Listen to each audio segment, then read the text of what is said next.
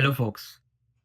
So today we will see what, why, and how of Terraform. We will see key what exactly is Terraform, why should we even use Terraform, okay, and how does Terraform work to make our life easy, particularly with something called IAC. So let's first start by knowing and understanding what is Terraform. So देखो Terraform is a tool under IAC. Okay. Now IAC क्या है we will see in just a bit. ठीक है. But Terraform you can understand it as a blueprint of your infrastructure. ठीक है. So just imagine कि you want to create an infrastructure in Azure. Okay. So तुम जाते हो Azure के portal पे, वहां जाके you create resource group, you create VM, you create storage account, you create this, that, okay, बना लिया. कल फिर से you want to create infrastructure, okay, and you also want to reuse it. और suppose say your infrastructure is very large, बहुत सारे resources बनाना है, तो you will go manually by creating each and everything, configuring each and everything, remembering each and everything, and that is not really easy. वहां पे Terraform काम आता है. Terraform help you create a blueprint of your infrastructure in a format of code. ठीक है.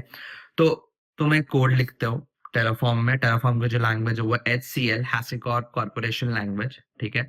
तुम code लिखते हो, तुम्हें जितने भी चीजें, जितने भी रिसोर्सेज, जो भी कॉन्फ़िगरेशंस तुम्हें बनाने हैं अपने क्लाउड प्रोवाइडर पे, you write it down as a code. Okay. तो फर्स्ट थिंग कि तुम्हें ये बेनिफिट हो जाता है कि तुम्हें हर चीज दिख रहा है कि तुमने क्या कॉन्फ़िगर किया हुआ है, किसमें क्या कॉन्फ़िगर किया हुआ है, क्या नाम है. So you don't need to remember it, everything is present there in a readable structural format. ठीक है. So that's why we use Terraform. And साथ ही साथ वो चीजों को बहुत आसान कर देती है. तुमने एक कोड लिख दिया, तुम उसे जस्ट डिप्लॉय कर सकते हो. और साथ ही साथ क्योंकि तुम कोड लिख रहे हो तो तुम वर्जनिंग कर सकते हो उसको ऑब्वियसली. तो यू कैन सी कि इस Terraform कोड को या इस रिसोर्स को किस बंदे ने क्रिएट किया है. ठीक है. कब क्रिएट किया है, क्या कमिट हिस्ट्री है, क्यों क्रिएट किया. You can get every detail out of it. So that is why we use Terraform for IAC. अब देखते हैं कि IAC क्या है. What exactly is IAC. तो उसके लिए let's jump into our system and understand it a bit more elaborative way. So see in the system. So IAC क्या है? ठीक है.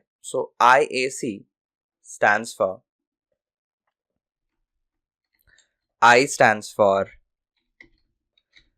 infrastructure.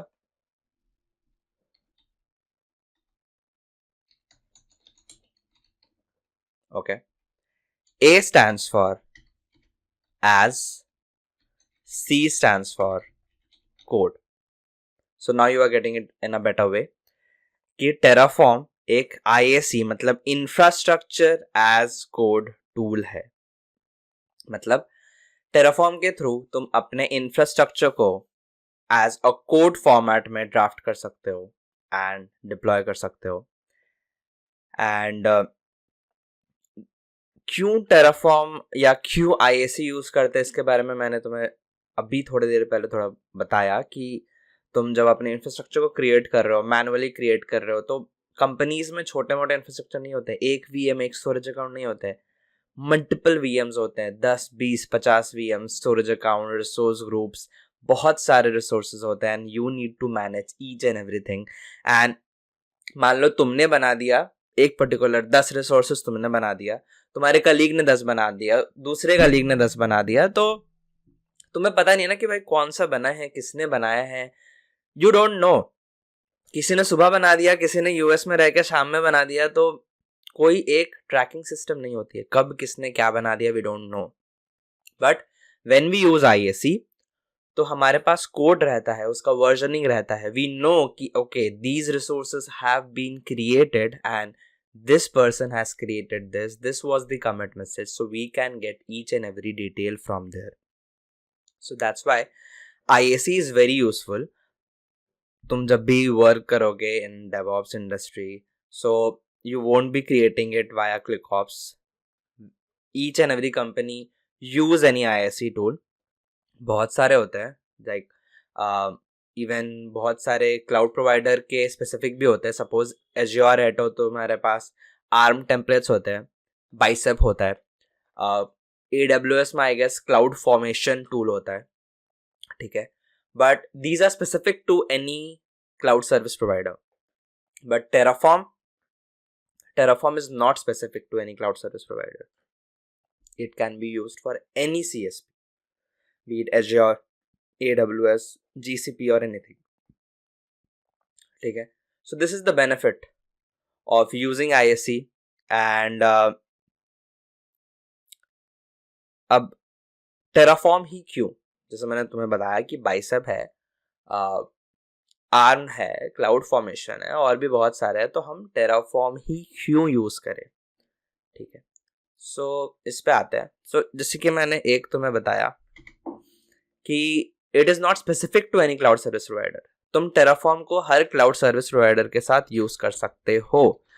तो multi cloud setup is possible.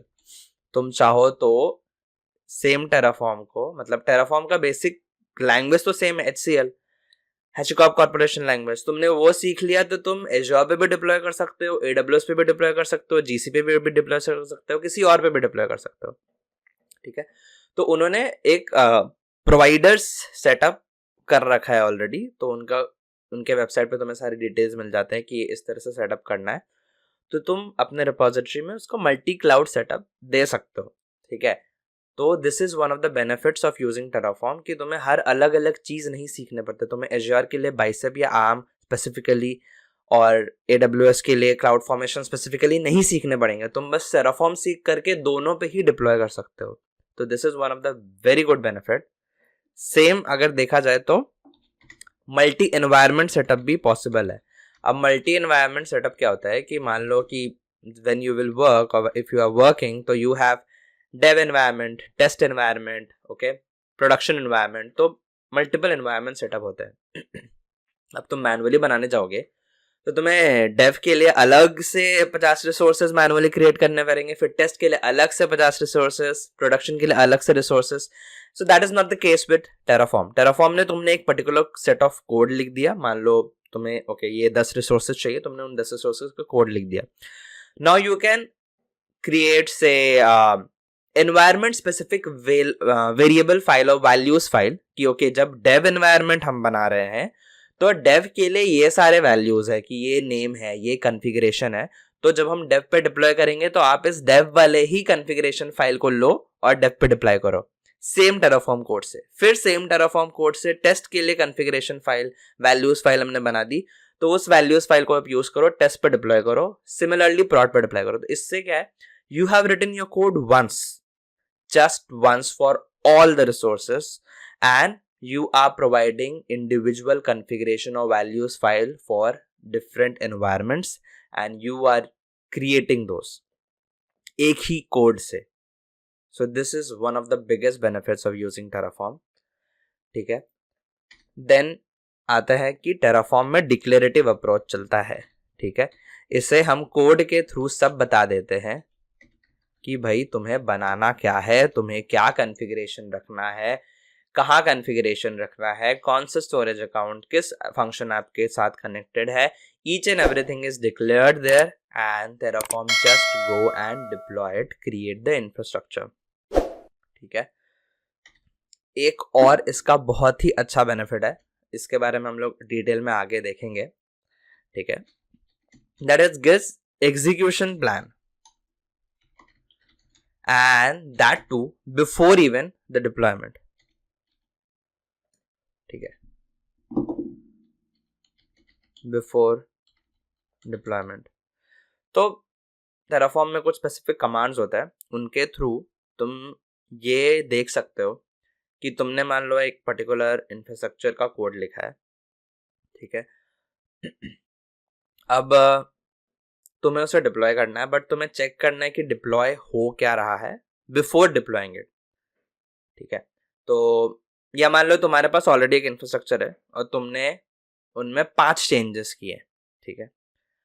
अब जब तुम उसे चेक करते हो, रन करते हो, तो उसमें एक कमांड आता है टेराफॉर्म प्लान का।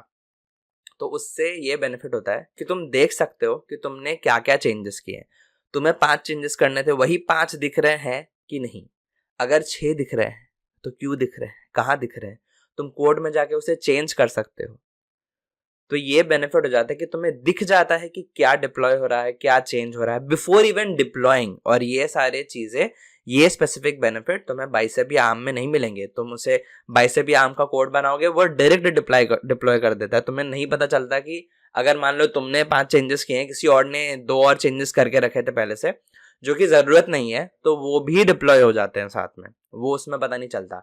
बट टेराफॉर्म में ये बेनिफिट है कि तुम्हें दिख जाता है कि ओके ये सारे चेंजेस है या ये सारे न्यू क्रिएशंस है, डिस्ट्रक्शन है। तो इफ ये सही है देन आगे प्रोसीड करके डिप्लॉय कर दो। अगर ये सही नहीं है तो stop it there, go back to your code, check and remove all those unnecessary changes और क्रिएशंस, ठीक है। तो ये बहुत ही बड़ा बेनिफिट होता है, बिकॉज एक बार सब चीज डिप्लॉय हो गया तो चेक करना कहाँ क्या इशू है, छोटी सी कॉन्फ़िगरेशन है, वो नीड नहीं थी बट किसी ने कर रखा था, वो डिप्लॉय हो गया। तो ये सारी चीजें बहुत बेनिफिट देती हैं जब हमें टेराफॉर्म प्लान के थ्रू एग्जीक्यूशन प्लान है, वो ब्लूप्रिंट की क्या चेंजेस है, क्या डिप्लॉयमेंट से पहले ही दिख जाता है। So we can resolve if anything is not according to our need.